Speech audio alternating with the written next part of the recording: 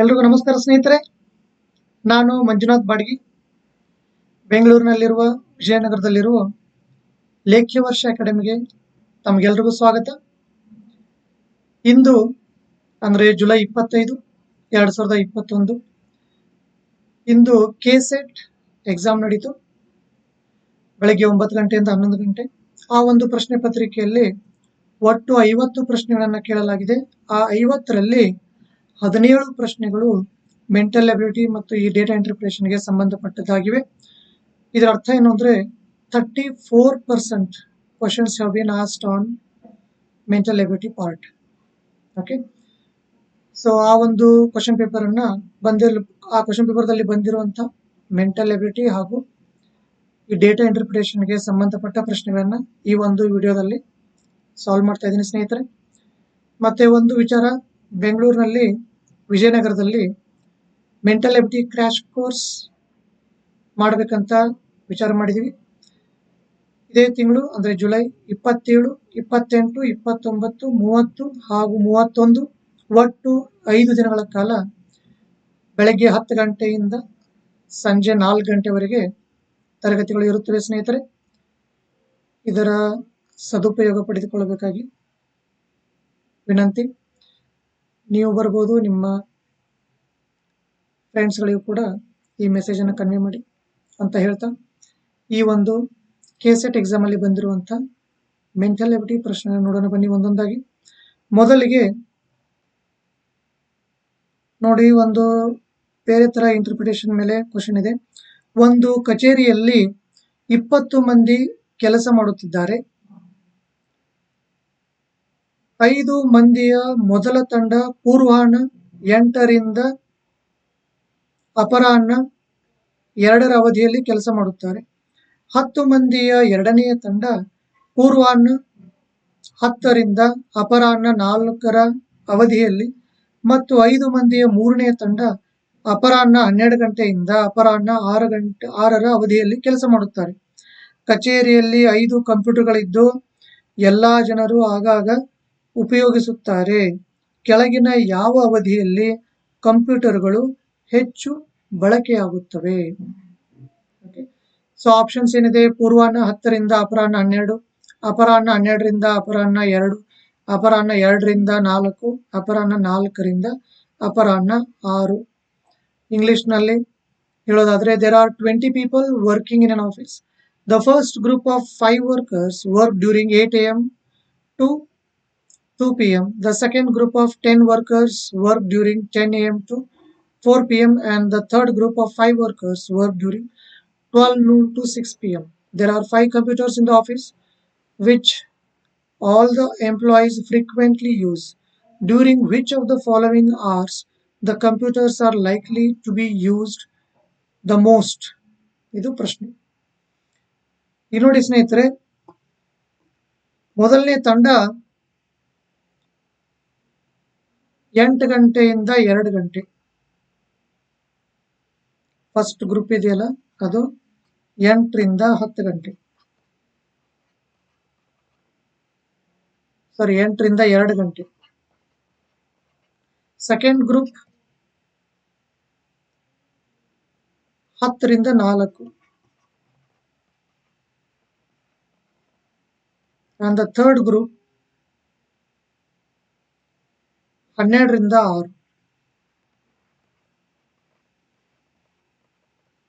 ಈ ತರ ಇದೆ. ಇಲ್ಲಿ ಎರಡನೇ ಆಪ್ಷನ್ ನೋಡಿ, 12ರಿಂದ 2 ಇದೆ, 12 noon to 2 p.m. Second option 12 noon to 2 p.m. ಈ 12ರಿಂದ 2 ಇದು ಅತ್ಯಂತ ಬ್ಯುಸಿ. ಯಾಕೆ ಅನ್ನೋದು ಹೇಳ್ತೀನಿ ನೋಡಿ. ಈ 12ರಿಂದ 2 ಅನ್ನೋದು ಮೊದಲನೇ ಗ್ರೂಪ್ ಅಲ್ಲಿ ಬರುತ್ತದೆ. ಯಾಕೆ ಹೇಳಿ, 8ರಿಂದ 2 ಅಂದ್ರೆ ಏನು, 12 to 2 ಬಂತಲ್ಲ ಅದ್ರಲ್ಲಿ. 10ರಿಂದ 4 ಅಂದ್ರೆ ಅಲ್ಲೂ ಕೂಡ 12 to 2 ಬರುತ್ತೆ. 12ರಿಂದ 6 ಅಂದ್ರೆ ಅಲ್ಲೂ ಕೂಡ 12 to 2 ಬರುತ್ತೆ. ಅದರ್ಥ ಈ ಒಂದು ಸಮಯ 3 ಗ್ರೂಪ್ಸ್ಗೆ ಸಂಬಂಧಪಟ್ಟದ್ದಾಗಿದೆ. ಹಾಗಾಗಿ ಈ ಒಂದು ಸಮಯದಲ್ಲಿ ಆ ಕಂಪ್ಯೂಟರ್ಗಳು ಅತ್ಯಂತ ಜಾಸ್ತಿ ಬಳಕೆ ಆಗುತ್ತವೆ. ಹಾಗಾಗಿ second option 12 noon to 2 p.m.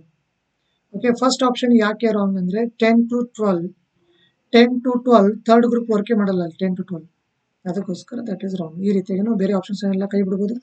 The ಸರಿಯಾದ ಉತ್ತರ 12 noon to 2 PM, ಮಧ್ಯಾಹ್ನ 12 ಗಂಟೆಯಿಂದ ಮಧ್ಯಾಹ್ನ 2 ಗಂಟೆವರೆಗೆ. Okay, this is about first problem. Moving on to the second one. Find the missing number in the series. Missing number, ಬಿಟ್ಟು ಹೋದ ಸಂಖ್ಯೆ ಮೇಲೆ ಕ್ವಶನ್ ಇದೆ ನೋಡಿ. ಬಿಟ್ಟು ಹೋದ ಸಂಖ್ಯೆ ಮೇಲೆ ಪ್ರಶ್ನೆ. 4, 7, 11, 18, 29, 47, ಕ್ವಶನ್ ಮಾರ್ಕ್, 123 ಹಾಗೂ 199. These are the options, these are the numbers. ಇಲ್ಲಿ ಒಂದು ಮಧ್ಯಕ್ಕೆ ಬಿಟ್ಟು ಹೋಗಿದೆ, ಆ ನಂಬರ್ ಯಾವುದು ಅಂತ ಕೇಳಿರು. ಇಲ್ಲಿ ಫಸ್ಟ್ ಡಿಫರೆನ್ಸ್ ನೋಡೋಣ ಬನ್ನಿ. ಇಲ್ಲಿ ಡಿಫರೆನ್ಸ್ 3 ಇದೆ, ಇಲ್ಲಿ ಡಿಫರೆನ್ಸ್ 4 ಇದೆ, ಇಲ್ಲಿ ಡಿಫರೆನ್ಸ್ 7 ಇದೆ, ಇಲ್ಲಿ ಡಿಫರೆನ್ಸ್ 11 ಇದೆ, ಇಲ್ಲಿ ಅದು 18 ಆಗಿದೆ. So what is happening here? Trend study ಮಾಡಬೇಕು ಸ್ನೇಹಿತರೆ. ಇಲ್ಲಿ ಮಾಡ್ತೀನಿ ನೋಡಿ. 3 + 4 ಎಷ್ಟು? 7. 4 + 7 ಎಷ್ಟು? 11. 7 + 11 18. ಇನ್ನು ನೆಕ್ಸ್ಟ್ ಏನ್ ಮಾಡ್ಬೇಕು? 18 + 11 29 ಆಗ್ಬೇಕು. ಅದರರ್ಥ 47ಕ್ಕೆ 29 ಕೂಡಿದ್ರೆ that will give you the final answer. 9, 7, 16. So 76 is the final answer. So ಮೊದಲನೇ ಆಪ್ಷನ್ ಸರಿಯಾದ ಉತ್ತರ 76. ಸೊ ಇಲ್ಲಿ ಏನಾಗಿದೆ ಅಂದ್ರೆ ಫಸ್ಟ್ ಡಿಫರೆನ್ಸ್ ಅನ್ನ ಕಂಡುಹಿಡಿಯಲಾಗಿದೆ. ಆ ಡಿಫರೆನ್ಸ್ ಗಳು ಯಾವ ತರ ಇವೆ ಸ್ಟಡಿ ಮಾಡಬೇಕು. 3, 4, 7 ಎರಡೆರಡು ಕೂಡಿಸಿದ್ರೆ ಮುಂದಿನ ಬರುತ್ತೆ ಅಷ್ಟೇ. Okay, the sum of the first will give you the next. Okay, 3 + 4 gives us 7, 4 + 7 gives us 11, 7 + 11 18, 11 + 18 29. ಇಲ್ಲಿ 29 ಆಗ್ಬೇಕು ಅಂದ್ರೆ 47 + 29 ಆಡ್ ಮಾಡಿ ಇಲ್ಲಿ ಬರೀಬೇಕು. that will be 76. So first option 76, that is the correct answer. ಮುಂದಿನ ಪ್ರಶ್ನೆ ನೋಡೋಣ.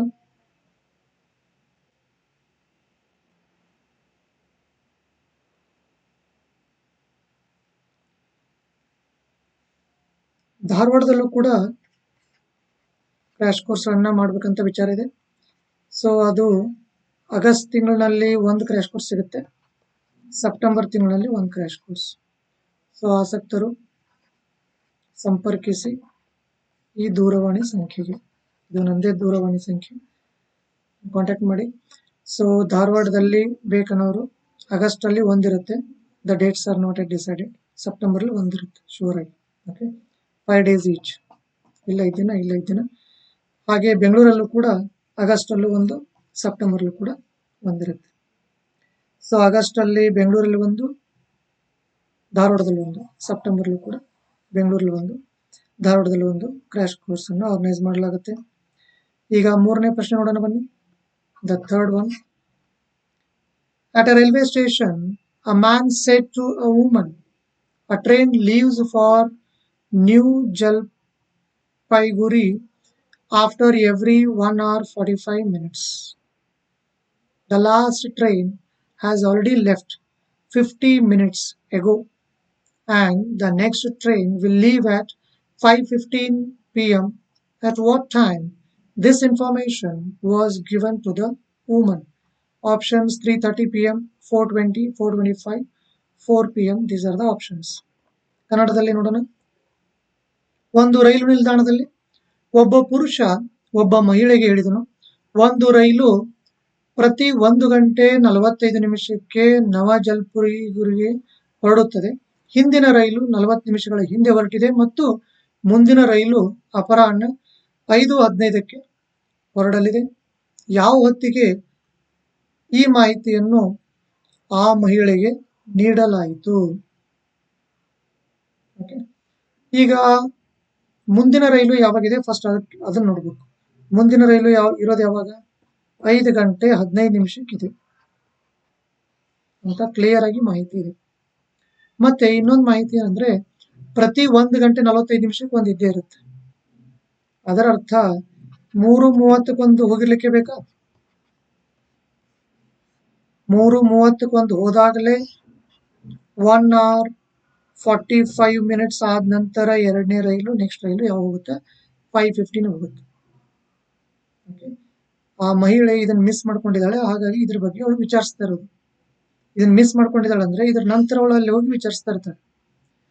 ಈಗ ಅವನು ಏನ್ ಹೇಳ್ತಾನೆ ಅಂದ್ರೆ 50 ನಿಮಿಷಗಳ ಹಿಂದೆನೆ ಒಂದು ಹೋಗಿದೆ ಅಂತ ಹೇಳ್ತಾನೆ.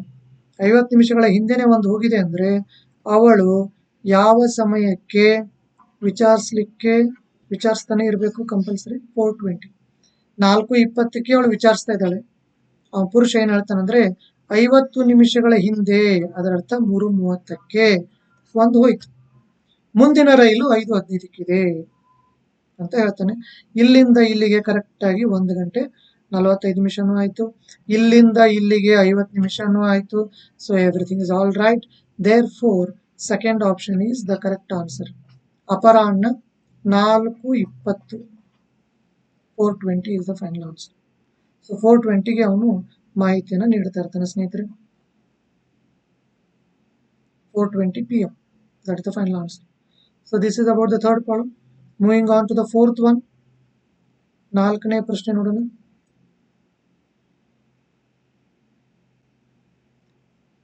If it is possible to make a meaningful word from the first, second, fourth and fifth letters of the word falsehood, then which will be the third letter from the right? Give your answer as M. If more than one word can be formed and if no word can be formed, then give your answer as X. Okay. So ಕನ್ನಡದಲ್ಲಿ ನೋಡೋಣ ಬನ್ನಿ. 4ನೇ ಪ್ರಶ್ನೆ. ಒಂದು ವೇಳೆ falsehood ಎಂಬ ಪದದ ಮೊದಲನೇ, ಎರಡನೇ, 4ನೇ ಮತ್ತು 5ನೇ ಅಕ್ಷರಗಳಿಂದ ಅರ್ಥಪೂರ್ಣ ಪದವೊಂದನ್ನು ರಚಿಸಲು ಸಾಧ್ಯವಾಗುವುದಾದರೆ ಬಲಭಾಗದಿಂದ 3ನೇ ಅಕ್ಷರ ಯಾವುದು? Question mark.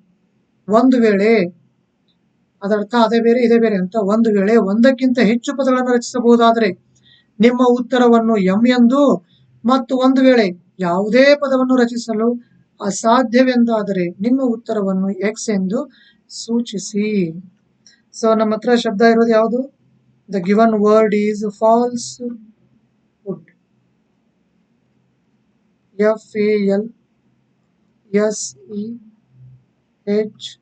FALSEHOOD.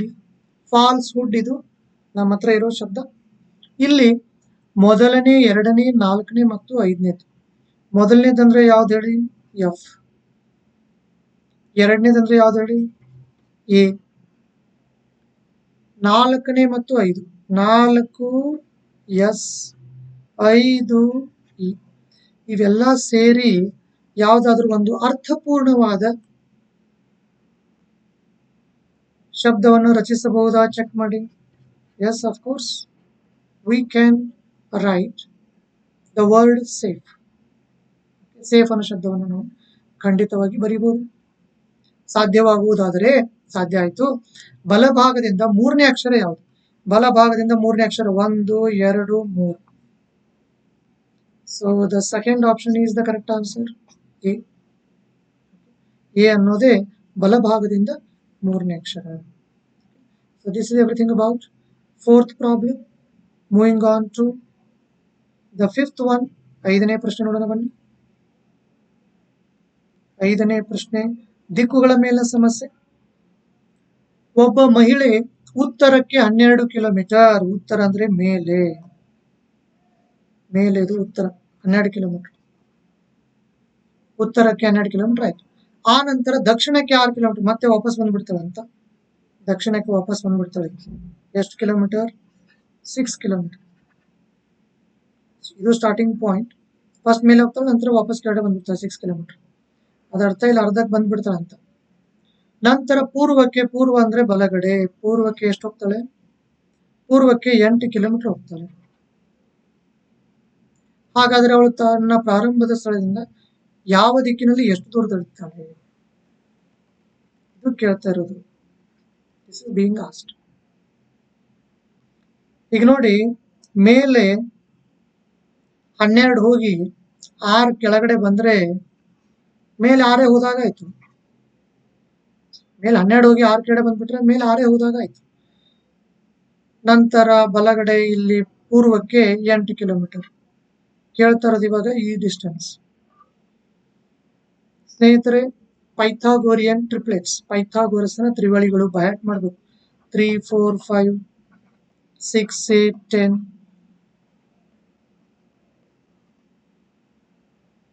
12, 16, 20, 25,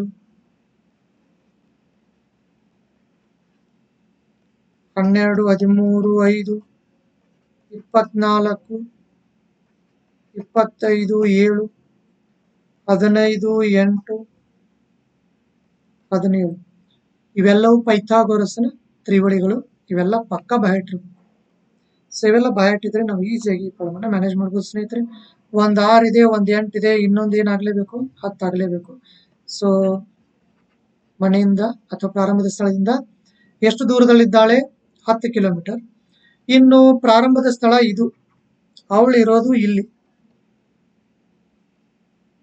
ಸೊ ಇಲ್ಲಿಂದ ಈ ಡೈರೆಕ್ಷನ್, ಅದರರ್ಥ ಈ ಡೈರೆಕ್ಷನ್ ಇದ್ದಾಳೆ. ಇದು ಯಾವ ಡೈರೆಕ್ಷನ್? ಇದು ಈಶಾನ್ಯ. ಸೊ ಥರ್ಡ್ ಆಪ್ಷನ್ ಇದೆ ನೋಡಿ, that is the correct answer. 3ನೇ ಆಪ್ಷನ್ ಸರಿಯಾದ ಉತ್ತರ. 10 ಕಿಲೋಮೀಟರ್ ಈಶಾನ್ಯ. ಈಶಾನ್ಯ ಅಂದ್ರೆ north East. North east is the final answer. 10 kilometer northeast. A lady runs 12 kilometers towards north, then 6 kilometers towards south, and then 8 kilometers towards east. How far is she from her starting point and in which direction? So from this point she is in this direction. So this is northeast. That is the final answer. So ಮೂರನೇ ಆಯ್ಕೆ ಸರಿಯಾದ ಉತ್ತರ. ಮುಂದಿನ ಪ್ರಶ್ನೆ ಹೋಗೋಣ. ಮುಂದಿನ ಪ್ರಶ್ನೆ 11ನೇ ಪ್ರಶ್ನೆ. 11ರ ಪ್ರಶ್ನೆ ಹೋಗೋಣ. ಒಂದು ನಿರ್ದಿಷ್ಟ ಸಾಂಕೇತಿಕ ಭಾಷೆಯಲ್ಲಿ ಶೂಟ್, ಇದು ಕೋಡಿಂಗ್ ಅಂಡ್ ಡಿಕೋಡಿಂಗ್ ಮೇಲೆ ಇರೋ ಪ್ರಶ್ನೆ ಸ್ನೇಹಿತರೆ. ಶೂಟ್ ಇದಕ್ಕೆ ಕೋಡ್ ಏನ್ ಕೊಟ್ಟಿರೋದಂದ್ರೆ 21, 10, 17, 17, 22 ಇದು ಕೊಟ್ಟಿರೋದು. ಕೇಳ್ತಾ ಇರೋದು ಯಾವುದಕ್ಕೆ? ಟೆಲ್ಲಿಗೆ ಕೇಳಿರೋದು. TELLY. The code for this is asked. ಇಲ್ಲಿ ನೋಡಿ, ಎಸ್ ಅಂದ್ರೆ 19ನೇ ಅಕ್ಷರ, ಹೆಚ್ ಅಂದ್ರೆ 8ನೇ ಅಕ್ಷರ, ಓ ಅಂದ್ರೆ 15, ಓ ಅಂದ್ರೆ 15, ಟಿ ಅಂದ್ರೆ 20. 19 ಹೋಗಿ 21 ಕೊಡಲಾಗಿದೆ ಅಂದ್ರೆ 2 ಜಾಸ್ತಿ ಮಾಡಿರೋದು. 8 ಹೋಗಿ 10 ಅಂದ್ರೆ 2 ಜಾಸ್ತಿ, 15 ಹೋಗಿ 2 ಜಾಸ್ತಿ, 17, 15 ಹೋಗಿ 17 ಆಗಿದ್ರೆ 2 ಜಾಸ್ತಿ, 20 ಹೋಗಿ 22 ಆಗಿದ್ರೆ 2 ಜಾಸ್ತಿ. ಎಲ್ಲ ಕಡೆ 2 ಜಾಸ್ತಿ. ಸೊ ಒರಿಜಿನಲ್ ಕೋಡ್ಸ್ ಫಸ್ಟ್ ಬರೆಯೋಣ. 20, 5, 12, ಇದು 12, ಇದು 25. ಇವು ಒರಿಜಿನಲ್ ಕೋಡ್ಸ್. 2 ಜಾಸ್ತಿ ಮಾಡಿ ಬರೆದ್ರೆ ಫೈನಲ್ ಆನ್ಸರ್ ಸಿಗುತ್ತದೆ. ಸೊ 20ಕ್ಕೆ 2 ಕೂಡಿಸಿದ್ರೆ 22, 5ಕ್ಕೆ 2 ಕೂಡಿಸಿದ್ರೆ 7, 12ಕ್ಕೆ 2 ಕೂಡಿಸಿದ್ರೆ 14, 12ಕ್ಕೆ 2 ಕೂಡಿಸಿದ್ರೆ 14, 25ಕ್ಕೆ 2 ಕೂಡಿಸಿದ್ರೆ 27. That is the final answer and it is there in the 4th option. So ಕೊನೆಯ ಆಯ್ಕೆ ಸರಿಯಾದ ಉತ್ತರ D. 22, 7, 14, 14, 27. So in a certain code language, shoot has been coded as 21, 10, 17, 17 and 22. How will you code telly in the same code language? Okay. So last option. ಇಲ್ಲೇನಂದ್ರೆ original ಕೋಡ್ಗಳನ್ನ first ಬರೆದು 2 ಜಾಸ್ತಿ ಮಾಡಿಬಿಡಿ. that will be the final answer. This is everything about this problem. Moving on to the 12th one. 12ನೇ ಪ್ರಶ್ನೆ ಹೋಗೋಣ ಸ್ನೇಹಿತರೆ. 12ನೇ ಪ್ರಶ್ನೆ ನೋಡಿ. The flowers kept in the basket doubles in every 1 minute. If the basket gets completely full by flowers in 30 minutes, then in how many minutes 1/4 of the basket was filled with flowers? 30 ನಿಮಿಷಗಳಲ್ಲಿ basket ಏನಾಗುತ್ತದೆ? Full ಆಗುತ್ತದೆ, full of flowers. 29 ನಿಮಿಷಕ್ಕೆ ಏನಿರುತ್ತದೆ ಅಂದ್ರೆ ಅರ್ಧ ಇರುತ್ತದೆ. ಯಾಕೆ ಅಂದ್ರೆ ಪ್ರತಿ ನಿಮಿಷಕ್ಕೆ ಡಬಲ್ ಆಗ್ತಾ ಇದೆ. 29 ನಿಮಿಷಕ್ಕೆ ಅರ್ಧ ಇತ್ತು, ನೆಕ್ಸ್ಟ್ ಮಿನಿಟ್ ಡಬಲ್ ಆಗಿ ಫುಲ್ ಆಗ್ಬಿಡ್ತು. 30 ನಿಮಿಷಕ್ಕೆ ಬಾಸ್ಕೆಟ್ ಬಿಕೇಮ್ ಫುಲ್. ಅದರ ಹಿಂದಿನ ನಿಮಿಷ ಅದು ಕಾಲ್ ಭಾಗ ತುಂಬಿರುತ್ತದೆ. ಕ್ವಾರ್ಟರ್, ಕಾಲ್ ಭಾಗ. ಕಾಲ್ ಭಾಗ ಅಂದ್ರೆ 1/4, ಅರ್ಧ ಅಂದ್ರೆ 1/2, ಫುಲ್ ಅಂದ್ರೆ 1. So the final answer is C, 28 minutes. 28 ನಿಮಿಷಗಳಲ್ಲಿ ಆ ಒಂದು ಬಾಸ್ಕೆಟ್ ಕಾಲ್ ಭಾಗ ಫ್ಲವರ್ಸ್ಗಳಿಂದ ತುಂಬಿರುತ್ತದೆ. ಕನ್ನಡದಲ್ಲಿ ನೋಡೋಣ ಬನ್ನಿ.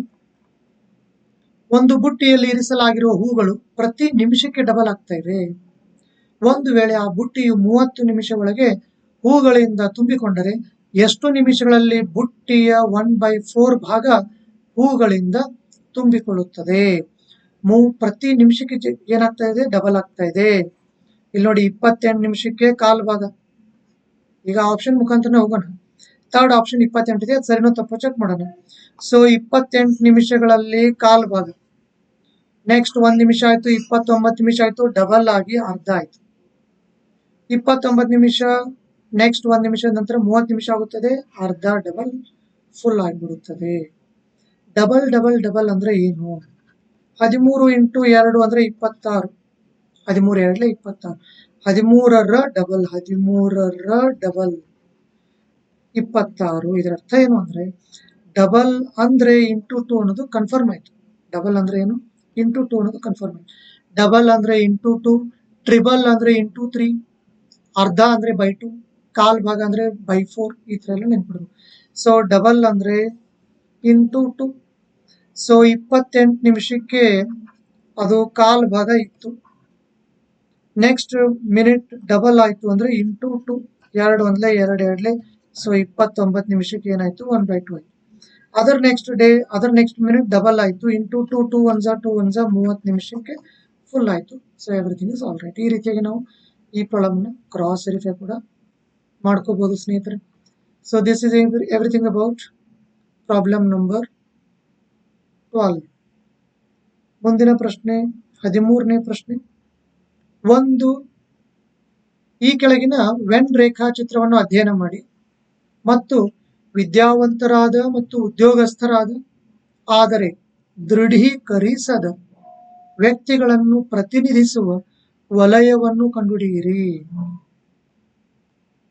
This is simple problem on when diagrams. Okay, ಇಲ್ಲಿ ನೋಡಿ, ವಿದ್ಯಾವಂತರು ಆಗಿರ್ಬೇಕು, ಉದ್ಯೋಗಸ್ಥರು ಆಗಿರ್ಬೇಕು. ವಿದ್ಯಾವಂತರು ಆಗಿರ್ಬೇಕು, ಉದ್ಯೋಗಸ್ಥರು ಆಗಿರ್ಬೇಕು ಅಂದ್ರೆ ಅವ್ರು ಯಾರ್ಯಾರು ಅಂತ ಇಲ್ಲಿ ಬರೀತು ನೋಡಿ. ಬಿ, ಇ ಮತ್ತು ಡಿ. ಇವರು ಬಿ, ಇ, ಡಿ ಇವರೆಲ್ಲ ಏನು ಅಂದ್ರೆ ಇವರು ವಿದ್ಯಾವಂತರು ಹೌದು, ಉದ್ಯೋಗಸ್ಥರು ಹೌದು. ಯಾಕೆ ಅಂದ್ರೆ ಅವರುಗಳು ವಿದ್ಯಾವಂತರಿಂದನೂ ಕವರ್ ಆಗಿದ್ದಾರೆ, ಉದ್ಯೋಗಸ್ಥರಿಂದನೂ ಕವರ್ ಆಗಿದ್ದಾರೆ. ಇದೆಲ್ಲ ವಿದ್ಯಾವಂತರು, ಇದೆಲ್ಲ ಉದ್ಯೋಗಸ್ಥರು. ಆದ್ರೆ ಏನಾಗಿರ್ಬಾರ್ದು ನಮಗೆ? ದೃಢೀಕರಿಸದ ವ್ಯಕ್ತಿಗಳನ್ನು.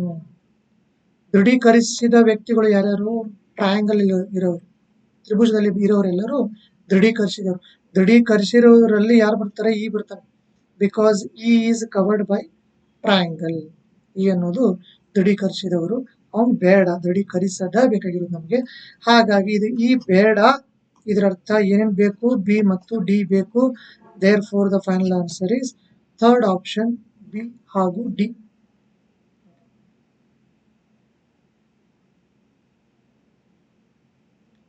Study the following Venn diagram and find the region representing persons who are educated and employed but not confirmed. Educated, A, B, E, D. Employed, B, C, D, E, F. Confirmed are E and F. Okay, so we want those who are covered by both educated as well as employed. Educated as well as employed, B, E, D. But out of those three, E is also covered by confirmed, that is triangle. Therefore, we don't want that E to be there in our answer. So E ಒಂದು ಬಿಟ್ಬಿಟ್ರೆ B and D that is given in the third option. So ಮೂರನೇ ಆಯ್ಕೆ ಸರಿಯಾದ ಉತ್ತರ third option C, B and D, that is the final answer. So this is everything about 13th problem. Moving on to the 14th one, the very next one. In the given figure, circle P represents hard working people. Circle Q represents intelligent people. Circle R represents truthful people, and circle S represents honest people. Which region represents the people who are intelligent, honest, and truthful, but not hard-working? Okay. We don't want hard-working people. Hard-working people is represented by P. So we don't want them to be covered by circle P. P ದಲ್ಲಿ ಇರೋರು ಯಾರು ಬೇಡ ನಮಗೆ, ಸರಿನಾ? P ದಲ್ಲಿ ಯಾರು ಇದ್ದಾರೆ ಅನ್ನೋದು ಹೇಳ್ತೀನಿ ನೋಡಿ ಇಲ್ಲಿ.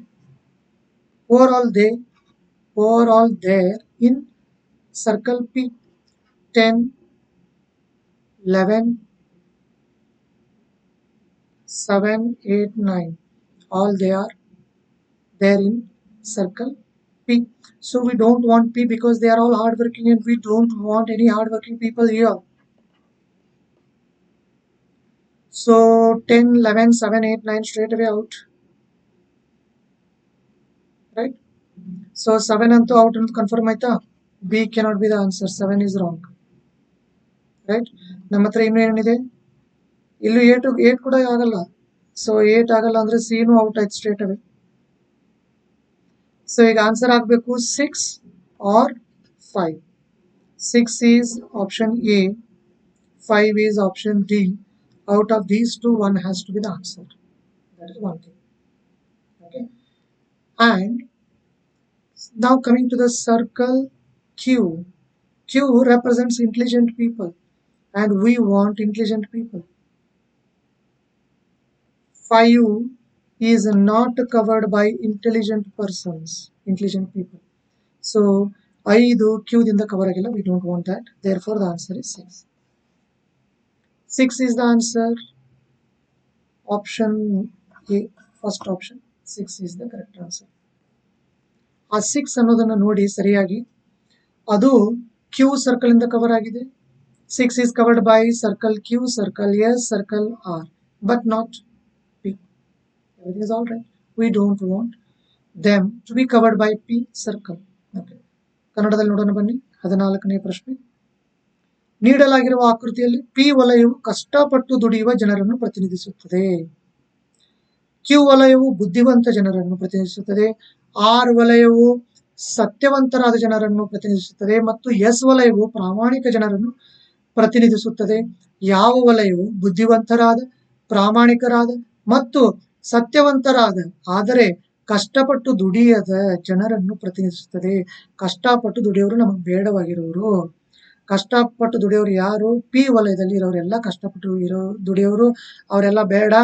ಕಷ್ಟಪಟ್ಟು ದುಡಿಯೋರಲ್ಲಿ 7 ಬರ್ತಾನೆ, 8 ಬರ್ತಾನೆ, ಅವ್ನು ಸ್ಟ್ರೇಟ್ ಅವೇ ಔಟ್. ಯಾಕೆ ಅಂದ್ರೆ ಅವರು ಕಷ್ಟಪಟ್ಟು ದುಡಿತಾ ಇದ್ದಾರೆ, ನಮ್ಗೆ ಕಷ್ಟಪಟ್ಟು ದುಡಿಯೋರು ಬೇಡ ಆಗಿದ್ದಾರೆ. ಹಾಗಾಗಿ B ಮತ್ತು C ಸ್ಟ್ರೇಟ್ ಅವೇ ಔಟ್.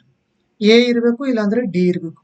ಆದ್ರೆ D 5 ಇದೆಯಲ್ಲ, ಆ 5 ಅನ್ನೋದು ಯಾವುದರಿಂದ ಕವರ್ ಆಗಿಲ್ಲ ಹೇಳಿ? Q ದಿಂದ ಕವರ್ ಆಗಿಲ್ಲ. Q ಏನಿದೆ ಹೇಳಿ? Q ಬುದ್ಧಿವಂತ ನಮ್ಗೆ ಬೇಕಾಗಿರೋದು. ಬಟ್ 5 ಬುದ್ಧಿವಂತರಿಂದ ಆ ವಲಯದಿಂದ ಕವರ್ ಆಗಿಲ್ಲ. ಹಾಗಾಗಿ 6 is the final answer. 6 ಅನ್ನೋದು ನೋಡಿ, 6 Q ದಿಂದನೂ ಕವರ್ ಆಗಿದೆ, S ದಿಂದನೂ ಕವರ್ ಆಗಿದೆ, R ಇಂದನೂ ಕವರ್ ಆಗಿದೆ, ಆದರೆ ಅದು P ದಿಂದ ಕವರ್ ಆಗಿಲ್ಲ. So everything is all right with option A, that is 6. So ಮೊದಲನೇ ಆಯ್ಕೆ ಸರಿಯಾದ ಉತ್ತರ 6. ಇದರಲ್ಲಿ ಏನೂ ಡೌಟ್ ಇಲ್ಲ. ಮುಂದಿನ ಪ್ರಶ್ನೆ ಹೋಗೋಣ ಬನ್ನಿ. 15ನೇ ಪ್ರಶ್ನೆ ನೋಡೋಣ ಬನ್ನಿ. 15th. ಒಂದು ವೇಳೆ ಕೆಂಪು ಎಂಬುದನ್ನು ಗಾಳಿ ಎಂದು ಕರೆದರೆ, ಗಾಳಿಯನ್ನು ಕಪ್ಪು ಎಂದು ಕರೆದರೆ, ಕಪ್ಪನ್ನು ಆಕಾಶ ಎಂದು ಕರೆದರೆ ಅಂತ ಎಲ್ಲ ಹೇಳ್ತಾ ಹೋಗಿದ್ದಾನೆ. ಇಂಥವೆಲ್ಲ ಇದ್ದಾಗ ಏನ್ ಮಾಡ್ಬೇಕು ಅಂದ್ರೆ ಓದಕ್ಕೆ ಹೋಗ್ಬಾರ್ದು, ಸ್ಟ್ರೇಟ್ ಅವೇ ಕೊನೆಗೆ ಬಂದ್ಬಿಡ್ಬೇಕು. Directly come to the end. ಪ್ರಶ್ನೆ ಏನಿದೆ ಅದನ್ನ ನೋಡ್ಬೇಕು. ಆಕಾಶದ ಬಣ್ಣ ಯಾವುದು ಅಂತ ಕೇಳಿದನು. ಆಕಾಶದ ಬಣ್ಣ ಯಾವುದು ಅಂತ ಕೇಳಿರೋದು. ಆಕಾಶದ ಬಣ್ಣ ಯಾವುದು, ಅದರರ್ಥ ಆಕಾಶವನ್ನು ಏನಂತ ಕರಿತೀವಿ ಅದು ನಮಗೆ ಇಂಪಾರ್ಟೆಂಟ್ ಅಲ್ಲಿ. ಈಗ ಮೇಲ್ಗಡೆ ಓದ್ತಾ ಹೋಗಿ ಅಲ್ಲಿ ಮಧ್ಯಕ್ಕೆ ಆಕಾಶವನ್ನು ನೀಲಿ ಎಂದು ಕರೆದರೆ ಅಂತ ಇದೆ. ಸೊ ಆಕಾಶದ ಬಣ್ಣ ಯಾವುದು? ನೀಲಿ. ನೀಲಿಯನ್ನ ಮತ್ತೆ ಮಾರುತ ಅಂತ ಕರಿತೀವಿ, ಆಕಾಶವನ್ನ ಏನಂತ ಕರಿತೀವಿ? ನೀಲಿ. So third option is the correct answer, ನೀಲಿ. ಸೊ ಮಿಕ್ಕಿದೆಲ್ಲ ತಲೆಕೆಡಿಸಿಕೊಳ್ಳೋ ಅವಶ್ಯಕತೆ ಇಲ್ಲ, ಆಕಾಶ ಏನು ಅಷ್ಟೇ ನೋಡ್ಬೇಕು. ಓಕೆ, ಆಕಾಶ ನಾವು ನೀಲಿ ಅಂತ ಕರಿತೀವಿ, ಅದು ಕ್ಲಿಯರ್ ಆಗಿ ಈ ಒಂದು ಮಾಹಿತಿಯಲ್ಲಿ ಕೊಟ್ಟಿರೋದು. ಕರೆಕ್ಟ್ ಆಗಿ 3ನೇ ಸೆಂಟೆನ್ಸ್, ಅದೇ ಮಧ್ಯಕ್ಕಿರೋ ಸೆಂಟೆನ್ಸ್, ಮಧ್ಯಕ್ಕಿರೋ ಲೈನ್ ನೋಡಿ ನಿಮ್ಗೆ ಕ್ಲಿಯರ್ ಆಗಿ ಗೊತ್ತಾಗುತ್ತದೆ. ಅಷ್ಟೇ ಓದ್ಬೇಕು, ಮಿಕ್ಕಿದೆಲ್ಲ ನಮಗೆ ಅವಶ್ಯಕತೆ ಇಲ್ಲ. ಕೆಂಪನ ಗಾಳಿ ಕರೆದ್ರೂ ಆಯ್ತು, ಕರಿದೇ ಇದ್ರೂ ಆಯ್ತು, it hardly matters for us. In English, red is called air, air is called black, black is called sky, sky is called blue. Okay, so sky andre ಏನು? Sky ಅಂದ್ರೆ blue. So third option, blue is the correct answer. ಮುಂದಿನ ಪ್ರಶ್ನೆ ಹೋಗೋಣ ಬನ್ನಿ. 41st. ಈಗ ಮುಂದೆ ಇರುವ ಎಲ್ಲ ಪ್ರಶ್ನೆಗಳು ಡೇಟಾ ಇಂಟರ್ಪ್ರಿಟೇಷನ್ ಮೇಲೆ ಬಂದಿರುವಂತಹ ಪ್ರಶ್ನೆಗಳು ಸ್ನೇಹಿತರೆ. ಡೇಟಾ ಇಂಟರ್ಪ್ರಿಟೇಷನ್ ಅಂದ್ರೆ ಒಂದು ಟೇಬಲ್ ಕೂಡ ಕೊಡಲಾಗಿದೆ, ಅಷ್ಟೇ ಅಲ್ಲ ಅವುಗಳ ಜೊತೆಗೆ ಒಂದು ಪೈ ಚಾರ್ಟ್ ಅನ್ನು ಕೂಡ ನೀಡಲಾಗಿದೆ. ಇಲ್ಲಿದೆ ನೋಡಿ ಸ್ನೇಹಿತರೆ. ಕೆಳಗೆ ನೀಡಲಾಗಿರುವ ದತ್ತಾಂಶವನ್ನು ಆಧಾರವಾಗಿಟ್ಟುಕೊಂಡು 41ರಿಂದ 45ರವರೆಗಿನ ಪ್ರಶ್ನೆಗಳಿಗೆ ಉತ್ತರಿಸಿ ಅಂತ ಇದೆ.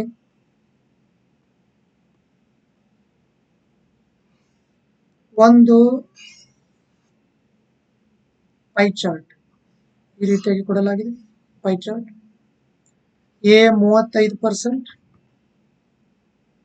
C 25%, B 40%. ಸ್ನೇಹಿತರೆ, ಯಾವಾಗಲೂ ಟೋಟಲ್ 100% ಆಗುತ್ತಲೇ ಚೆಕ್ ಮಾಡಬೇಕು if they are in percentages. So ಅವುಗಳು ಶೇಕಡಾವಾರಲ್ಲಿದ್ದರೆ total must read 100. Check it out. 35, 40, 60, 40 correct ಆಗಿ 100 ಆಯ್ತಾ? So everything is all right. ಇದೇನಾದ್ರೂ ಟೋಟಲ್ 100 ಇಲ್ಲ ಅಂದ್ರೆ problem is straight away wrong. ಅರ್ಥ ಆಯ್ತಾ? ಇನ್ನು ಮತ್ತೇನು ಕೊಟ್ಟಿರೋದು? ಒಂದು ಟೇಬಲ್ ಬೇರೆ ಕೊಟ್ಟಿದ್ದಾನೆ. ಇವೆಲ್ಲ ಕಂಪ್ನಿ ಹೆಸರುಗಳು ABC. ನಂತರ ಅಧಿಕಾರಿಗಳು, ಇವೆಲ್ಲ ಕಂಪ್ನಿಗಳು ABC. ಅಧಿಕಾರಿಗಳು ಮತ್ತೆ ಕಾರ್ಮಿಕರು, ಅವುಗಳ ಮಧ್ಯೆ ಇರೋ ಒಂದು ರೇಷೋ ಅನುಪಾತವನ್ನು ಕೊಟ್ಟಿರೋದು 1:35, 1:20, 1:15. ಮತ್ತೆ ಇನ್ನೊಂದು ಕೊಟ್ಟಿರೋದು ಏನಂದ್ರೆ ಕಾರ್ಮಿಕರ ಒಟ್ಟು ಸಂಖ್ಯೆ ಕೊಡಲಾಗಿದೆ. ಟೋಟಲ್ ಕಾರ್ಮಿಕರು ಎಷ್ಟು ಜನ ಇದ್ದಾರೆ ಅಂದ್ರೆ 1200 ಜನ ಇದ್ದಾರೆ. ಇದೆಲ್ಲ ಕೊಟ್ಟಿರೋ ಮಾಹಿತಿ. ಕೇಳಿರೋ ಪ್ರಶ್ನೆಗಳು ಎಷ್ಟಿವೆ ಅಂದ್ರೆ 41, 42, 43, 44, 45 5 ಪ್ರಶ್ನೆಗಳನ್ನ ಕೇಳಲಾಗಿದೆ. ಹಾಗಾಗಿ it is very very important. ಮತ್ತೆ ಇಲ್ಲಿ ನಮಗೆ ಏನೇನು ನಾಲೆಜ್ ಇರಬೇಕು ಅಂದ್ರೆ, ಒಂದು ಪರ್ಸೆಂಟೇಜ್ ಮೇಲೆ ನಾಲೆಜ್ ಇರಬೇಕು, ಎರಡನೇದ್ದು ಡೇಟಾ ಇಂಟರ್ಪ್ರಿಟೇಷನ್, ಮೂರನೇದ್ದು ರೇಷೋಸ್ ಅನುಪಾತಗಳು. ಸೊ ಈ ಒಂದು 3 ಟಾಪಿಕ್ಸ್ಗಳನ್ನ ಇಂಡೈರೆಕ್ಟ್ ಆಗಿ ಇಲ್ಲಿ ಕೇಳಲಾಗಿದೆ. 5 ಕ್ವಶನ್ಸ್ ಅನ್ನು ಇದರ ಮೇಲೆ ಕೇಳಲಾಗಿದೆ. ಹಾಗಾಗಿ 5 ಪ್ರಶ್ನೆಗಳಲ್ಲಿ ಈ 5 ಪ್ರಶ್ನೆಗಳು ಆನ್ಸರ್ ಮಾಡಬೇಕು ಅಂದ್ರೆ ನಾವೇನ್ ಮಾಡಬೇಕು ಅಂದ್ರೆ ನಾವೇ ಒಂದು ಓನ್ ಆಗಿ ಟೇಬಲ್ನ ರೆಡಿ ಮಾಡಬೇಕು. ಯಾವ ತರ ರೆಡಿ ಮಾಡಬೇಕು ಅನ್ನೋದನ್ನ ಇವಾಗ ಹೇಳ್ಕೊಡ್ತೀನಿ. How to create a table on our own. ಯಾಕೆಂದ್ರೆ ಮುಂಚೆ ಇಂಗ್ಲಿಷ್ ಅಲ್ಲಿ ಒಂದ್ಸತಿ ನೋಡ್ಬಿಟ್ಟು ಬರೋಣ. Answer the questions from 41 to 45 based on the data given below.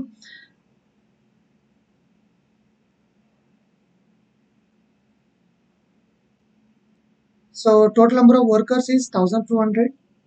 Out of them 35% are working in company A, 25% in company C, and remaining 40% in company B.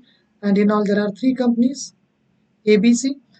Officers and workers working in those companies, the ratio between them is given 1:35, 1:20, 1:14. Okay, so let us quickly create the table, then we can quickly answer all the questions. So 3 ಕಂಪನಿಗಳಿವೆ. Company A, B ಹಾಗೂ C 3 ಕಂಪನಿಗಳಿವೆ.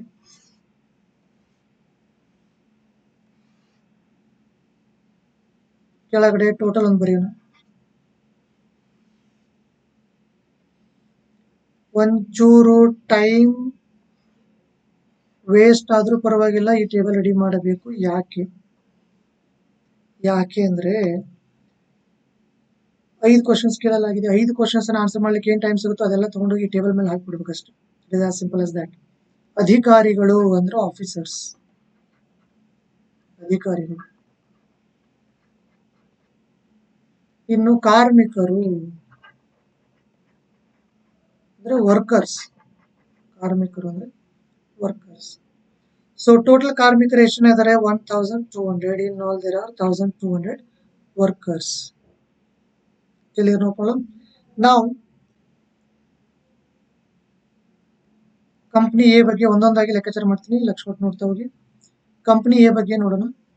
Company A ನಲ್ಲಿ 35% of 1200 ಅಷ್ಟು ಜನ workers ಕೆಲಸ ಮಾಡ್ತಾ ಇದ್ದಾರೆ. Total number of workers in company A is 35% of 1200. ಯಾವ ತರ ಇದನ್ನು ಸಿಂಪ್ಲಿಫೈ ಮಾಡಬೇಕು? 35 ಪರ್ ಅಂದ್ರೆ ಲೈನ್, ಸೆಂಟ್ ಅಂದ್ರೆ ಸೆಂಚುರಿ, ಆಫ್ ಅಂದ್ರೆ ಇಂಟು 1200, 0000, 35 ಇಂಟು 12. ಫಾಸ್ಟ್ ಆಗಿ ಯಾವ ತರ ಮಲ್ಟಿಪ್ಲೈ ಮಾಡಬೇಕು? 35ನ ಡಬಲ್ ಮಾಡಿ 70 ಆಗುತ್ತದೆ, 12ನ ಅರ್ಧ ಮಾಡಿ 6 ಆಗುತ್ತದೆ, 0 ಆಸ್ ಇಟ್ ಈಸ್, 7 6 42. ಅದರ ಅರ್ಥ ಏನು ಅಂದ್ರೆ ಕಂಪನಿ ಏನಲ್ಲಿ ಎಷ್ಟು ಜನ ಕಾರ್ಮಿಕರು ಕೆಲಸ ಮಾಡ್ತಾ ಇದ್ದಾರೆ? 420 ಜನ ಕಾರ್ಮಿಕರು ಕೆಲಸ ಮಾಡ್ತಾ ಇದ್ದಾರೆ. ಈ ರೀತಿಯಾಗಿ ನಾವು ಈ ಒಂದು ಮಾಹಿತಿಯನ್ನು ಉಪಯೋಗಿಸಬೇಕು in from the pie chart. 35% per ಅಂದ್ರೆ ಲೈನ್, ಸೆಂಟ್ ಅಂದ್ರೆ ಸೆಂಚುರಿ, ಪ್ರತಿ ಅಂದ್ರೆ ಲೈನ್, ಶತ ಅಂದ್ರೆ 100. 35%, 1200, ರ ಅಂದ್ರೆ ಇಂಟು, ಆಫ್ ಅಂದ್ರೆ ಇಂಟು, ಆಫ್ ನ ರ ದ ಯ ವ ಳ ಅಂಡ್ ಮತ್ತು ಹಾಗೂ ಇವೆಲ್ಲದರ ಅರ್ಥ ಮಲ್ಟಿಪ್ಲಿಕೇಶನ್, ಗುಣಾಕಾರ ಎಲ್ಲಾದ್ರೂ ಬರಲಿ. Is it clear? ನೆಕ್ಸ್ಟ್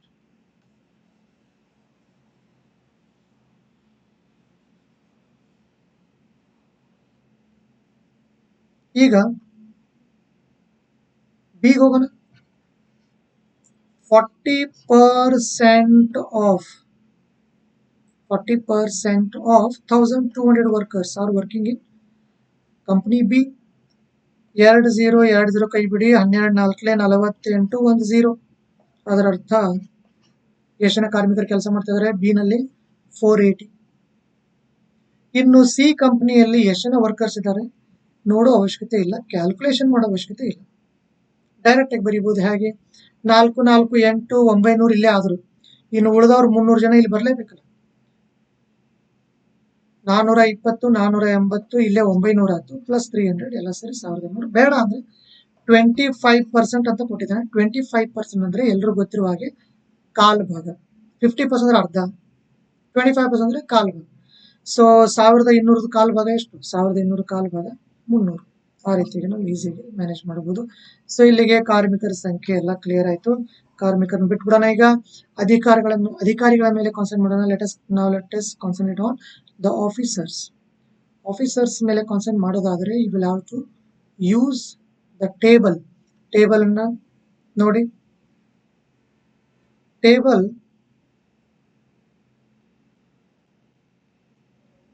ಮೇಲೆ ಕಾನ್ಸಂಟ್ರೇಟ್ ಮಾಡೋಣ. ಅಧಿಕಾರಿಗಳು ಮತ್ತು ಕಾರ್ಮಿಕರು ಇವರುಗಳ ಮಧ್ಯೆ ಅನುಪಾತ 1:35 ನೋಡಿ, 1:35.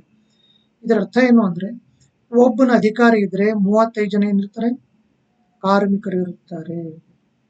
ಇಲ್ಲಿ ಬರೀತೀವಿ ನೋಡಿ.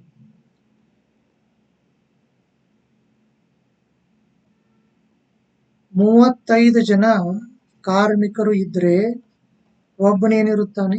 ಅಧಿಕಾರಿ ಇರುತ್ತಾನೆ. That the meaning of this. ಒಂದು ಸ್ವತಂತ್ರ, ಮಿಕ್ಕಿದೆಲ್ಲ ಅವಲಂಬಿತ. ಆದ್ರೆ ನಮ್ಮ ಹತ್ರ ಕಾರ್ಮಿಕರು ಬರೀ 35 ಜನ ಇಲ್ಲ. ಎಷ್ಟು ಜನ ಕಾರ್ಮಿಕರು ಇದ್ದಾರೆ? 420 ಜನ ಕಾರ್ಮಿಕರು ಇದ್ದಾರೆ. ಏನಲ್ಲಿ 420 ಜನ ಕಾರ್ಮಿಕರು ಇರೋದು. ಹಾಗಾದ್ರೆ ಎಷ್ಟು ಜನ ಅಧಿಕಾರಿ ಇರ್ಲಿಕ್ಕೆ ಬೇಕು? ಫಸ್ಟ್ ಇರೋದು ಯಾವಾಗಲೂ ಕೆಳಗಡೆ, ಮಿಕ್ಕಿದ್ದೆಲ್ಲ ಮೇಲ್ಗಡೆ. 7ರಿಂದ ಕ್ಯಾನ್ಸಲ್ ಮಾಡೋಣ. 7 5 7 6 60/5 ಕ್ಯಾನ್ಸಲ್ ಮಾಡೋದು ಕಷ್ಟ ಆದರೆ ಡಬಲ್ ಮಾಡಬೇಕು. 60 ಡಬಲ್ 120, 5 ಡಬಲ್ 10, 0 0 ಔಟ್. ಅದರ ಅರ್ಥ ಅಧಿಕಾರಿಗಳ ಸಂಖ್ಯೆ ಎಷ್ಟಿದೆ? 12 ಇದೆ. ಈ ರೀತಿಯಾಗಿ ನಾವು ಎ ಕಂಪನಿಯಲ್ಲಿ ವರ್ಕ್ ಮಾಡೋ ಆಫೀಸರ್ಸ್ ಅಧಿಕಾರಿಗಳ ಸಂಖ್ಯೆಯನ್ನು ಕಂಡುಹಿಡಿಯಬಹುದು ಸ್ನೇಹಿತರೆ. ಇದೇ ರೀತಿಯಾಗಿ ಬಿ ಮಾಡಬೇಕು, ಇದೇ ರೀತಿಯಾಗಿ ಸಿ ಮಾಡಬೇಕು. ಈ ರೀತಿಯಾಗಿ ನಾವು ಅಧಿಕಾರಿಗಳ ಸಂಖ್ಯೆಗಳನ್ನು ಆ ಒಂದು ಕಂಪನಿಯಲ್ಲಿ ಕಂಡುಹಿಡಿಯಬಹುದು. ಈಗ ಬಿ ಬಗ್ಗೆ ನೋಡೋಣ. ಬಿ ನೋಡಿ, 20 ಜನ ಏನಾದರೂ ಕಾರ್ಮಿಕರು ಕೆಲಸ ಮಾಡ್ತಾ ಇದ್ರೆ ಒಬ್ಬನ ಅಧಿಕಾರಿ ಇರುತ್ತಾನೆ. ಆದ್ರೆ 20 ಜನ ಕಾರ್ಮಿಕರು ಕೆಲಸ ಮಾಡ್ತಾ ಇಲ್ಲ. ಬಿ ಕಂಪನಿಯಲ್ಲಿ 480 ಜನ ಕಾರ್ಮಿಕರು ಕೆಲಸ ಮಾಡ್ತಾ ಇದ್ದಾರೆ. ಹಾಗಾಗಿ ಎಷ್ಟು ಜನ ಅಧಿಕಾರಿಗಳು ಇರ್ಲಿಕ್ಕೆ ಬೇಕು? ಬಲಗಡೆ ಯಾವಾಗಲೂ ಕ್ವಶನ್ ಮಾರ್ಕ್, ಫಸ್ಟ್ ಇರೋದು ಯಾವಾಗಲೂ ಕೆಳಗಡೆ, ಮಿಕ್ಕಿದೆಲ್ಲ ಮೇಲ್ಗಡೆ. ಈ ಒಂದು ಟ್ರಿಕ್ ಅನ್ನ ಎಲ್ಲಾ ಕಡೆ ಯೂಸ್ ಮಾಡಬಹುದು ಸ್ನೇಹಿತರೆ, ಎಲ್ಲಾ ಟಾಪಿಕ್ಗಳಲ್ಲಿ. ಬಲಗಡೆ ಯಾವಾಗಲೂ ಕ್ವಶನ್ ಮಾರ್ಕ್, ಫಸ್ಟ್ ಇರೋದು ಯಾವಾಗಲೂ ಕೆಳಗಡೆ, ಮಿಕ್ಕಿದೆಲ್ಲ ಮೇಲ್ಗಡೆ. 0 0 ಔಟ್. 2 1 2 24. ಸೊ ಬಿ ಕಂಪನಿಯಲ್ಲಿ ಕೆಲಸ ಮಾಡ್ತಾ ಇರೋ ಅಧಿಕಾರಿಗಳ ಸಂಖ್ಯೆ 24. ಇದೇ ರೀತಿಯಾಗಿ ಸಿ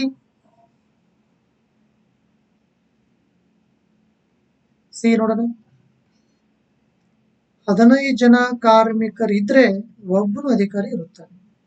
300 ಜನ ಕಾರ್ಮಿಕರುಗಳು ಇದ್ರೆ ಎಷ್ಟು ಜನ ಅಧಿಕಾರಿಗಳು ಇರುತ್ತಾರೆ? ಫಸ್ಟ್ ಇರೋದು ಯಾವಾಗಲೂ ಕೆಳಗಡೆ, ಮಿಕ್ಕಿದ್ದೆಲ್ಲ ಮೇಲ್ಗಡೆ. 15 1 15 2 ಸಾಕು, ಮುಂದೆ ಒಂದು 0.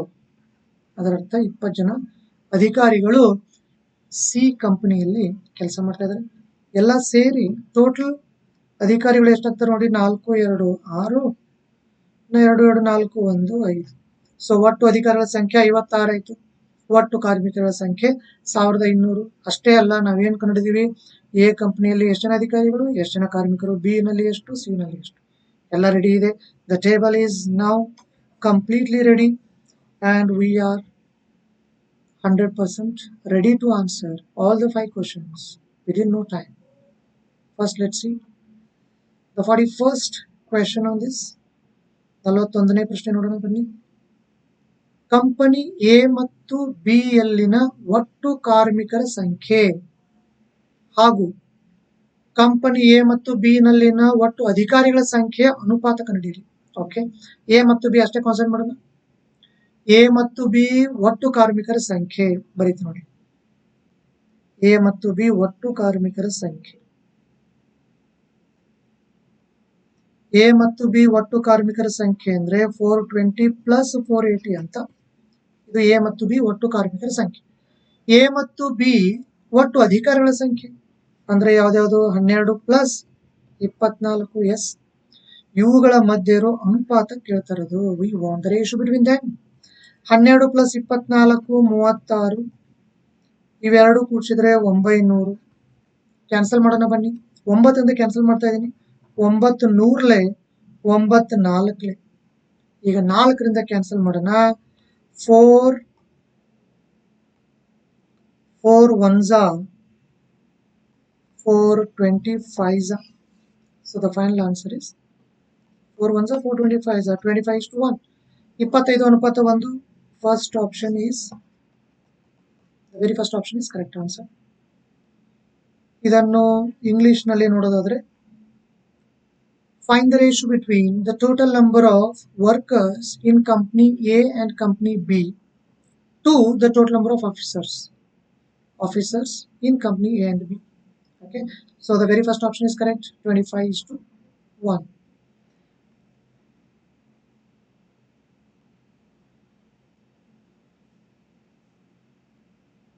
Right. So moving on to the second question on this. ಎರಡನೇ ಪ್ರಶ್ನೆ ಹೋಗೋಣ. ಅಂದ್ರೆ 42ನೇ ಪ್ರಶ್ನೆ. ಕಂಪನಿ ಬಿ ಯಲ್ಲಿರುವ ಒಟ್ಟು ಉದ್ಯೋಗಿಗಳ ಸಂಖ್ಯೆಯು ಕಂಪನಿ ಬಿ ಯಲ್ಲಿರುವ ಒಟ್ಟು ಉದ್ಯೋಗಿಗಳ ಸಂಖ್ಯೆಯು ಕಂಪನಿ ಬಿ ಯಲ್ಲಿರುವ ಒಟ್ಟು ಉದ್ಯೋಗಿಗಳ ಸಂಖ್ಯೆ ಅಂದ್ರೆ ಯಾವುದು? 24 ಪ್ಲಸ್ 480 ಎಷ್ಟಾಯ್ತು? 504. ಕಂಪನಿ ಬಿ ಯಲ್ಲಿರುವ ಒಟ್ಟು ಉದ್ಯೋಗಿಗಳ ಸಂಖ್ಯೆ ರೆಡಿಯಾಗಿದೆ. ಕಂಪನಿ ಸಿ ಯಲ್ಲಿನ ಒಟ್ಟು ಉದ್ಯೋಗಿಗಳ ಸಂಖ್ಯೆಗಿಂತ ಡ್ಯಾಶ್ ಹೆಚ್ಚಿದೆ. ಓಕೆ, ಕಂಪನಿ ಸಿ ನಲ್ಲಿ ಎಷ್ಟಿದ್ದಾರೆ? 20 ಪ್ಲಸ್ 300. ಇದು ಕಂಪನಿ ಸಿ. 320. ಡಿಫ್ರೆನ್ಸ್ ಎಷ್ಟಾಯ್ತು? 4. 10ರಲ್ಲಿ 2 ಹೋದ್ರೆ 8, 5ರಲ್ಲಿ 4 ಹೋದ್ರೆ 1, 184. So the third option is the correct answer.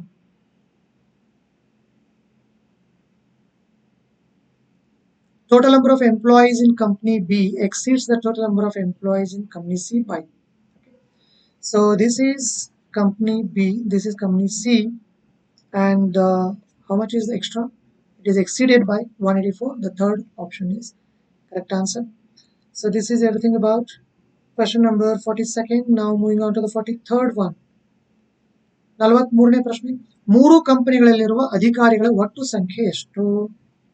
3 ಕಂಪನಿಯಲ್ಲಿ ಸೇರಿ ಟೋಟಲ್ ಅಧಿಕಾರಿಗಳು ಎಷ್ಟು? ನೋಡಿದ ತಕ್ಷಣ ಹೇಳ್ಬೋದು, ಟೇಬಲ್ ನೋಡಿ, within no time. The final answer is 56. The very first option is correct. 56 ಮೊದಲನೇ ಆಯ್ಕೆ ಸರಿಯಾದ ಉತ್ತರ. What is the total number of officers in the 3 companies? The very first option 56 is correct answer. 44th one. Company A ಮತ್ತು company C ಯಲ್ಲಿನ ಉದ್ಯೋಗಿಗಳ ಒಟ್ಟು ಸಂಖ್ಯೆಯಲ್ಲಿನ ವ್ಯತ್ಯಾಸವೆಂದರೆ? ಯಾವ್ದ್ಯಾವ್ದು? ಕಂಪನಿ ಎ ಮತ್ತು company C.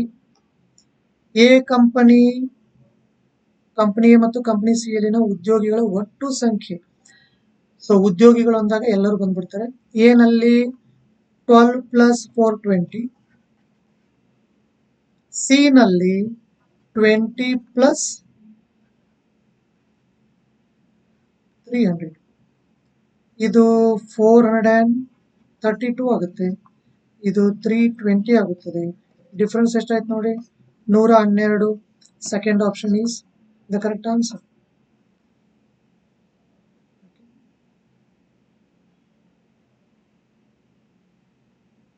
Forty-fourth, the difference between the total number of employees in company A.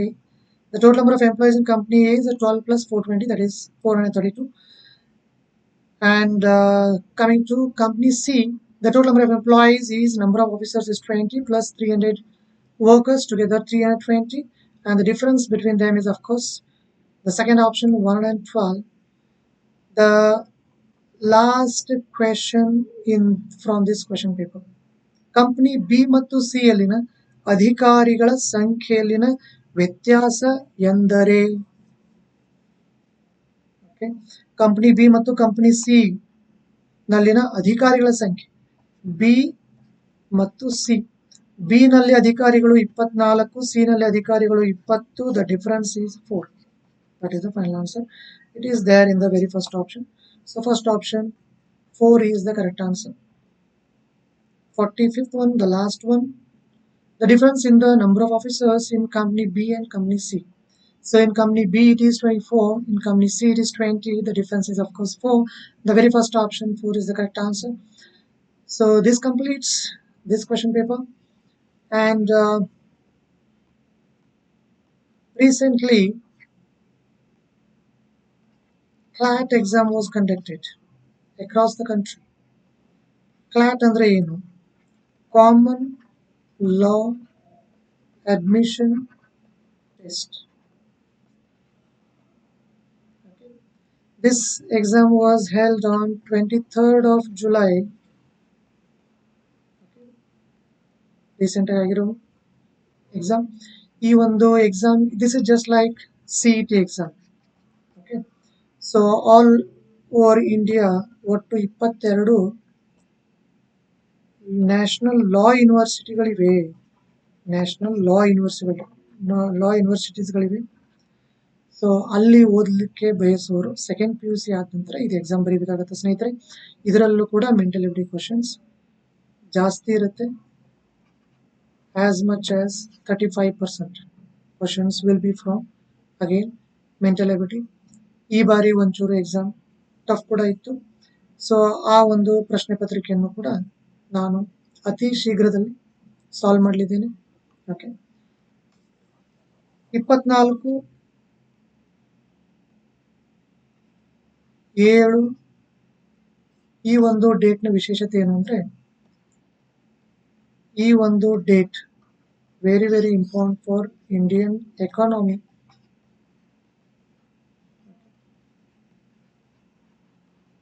ಈ ಒಂದು date okay ಕರೆಕ್ಟಾಗಿ 30 ವರ್ಷ ಆಯಿತು. ಈ ಡೇಟಿಗೆ ಬಜೆಟ್ ಮಂಡನೆ ಆಯಿತು. ಆ ಬಜೆಟಲ್ಲಿ ಏನು ಬಂತು? LPG, liberalization, privatization and globalization. So let me repeat once again. The crash course dates in Bangalore 27, 28, 29, 30, 31. Class timing 10 to 4. The last 5 days of this month. Okay, class timing 10 to 4. In between, of course, lunch break and all. ಧಾರವಾಡದಲ್ಲಿ ಹಾಗೂ ಬೆಂಗಳೂರಲ್ಲಿ August ಹಾಗೂ September ಪ್ರತಿ ತಿಂಗಳು ಒಂದು crash course ಧಾರವಾಡದಲ್ಲಿ, ಒಂದು crash course ಬೆಂಗಳೂರಲ್ಲಿ ಇರುತ್ತವೆ. ಬೆಂಗಳೂರಿನಲ್ಲಿ ಅಡ್ರೆಸ್ ಬಂದ್ಬಿಟ್ಟು ವಿಜಯನಗರದಲ್ಲಿ ಹಂಪಿ ನಗರ್ ಪೋಸ್ಟ್ ಆಫೀಸ್ ಪಕ್ಕ ಒಂದು ಬೈ ಟು ಕಾಫಿ ಅಂತ ಫೇಮಸ್ ಹೋಟ್ಲ್ ಇದೆ.